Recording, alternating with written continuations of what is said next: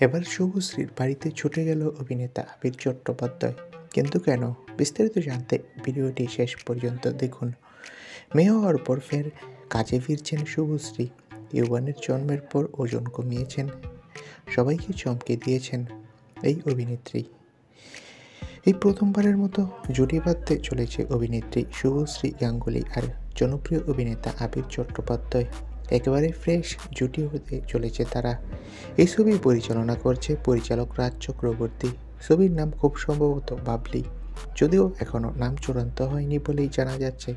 আর এই সিনেমার খবর চাউর হতেই উত্তেজনা টকবক অভিনেতা অভিনেত্রীর ভক্তদের।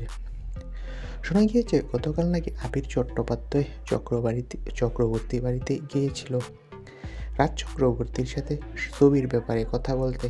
আর সেই সময় চক্রবর্তী ব্যস্ত থাকার কারণে শুভশ্রীর সাথে অনেকক্ষণ আড্ডা দিয়েছে এই অভিনেতা।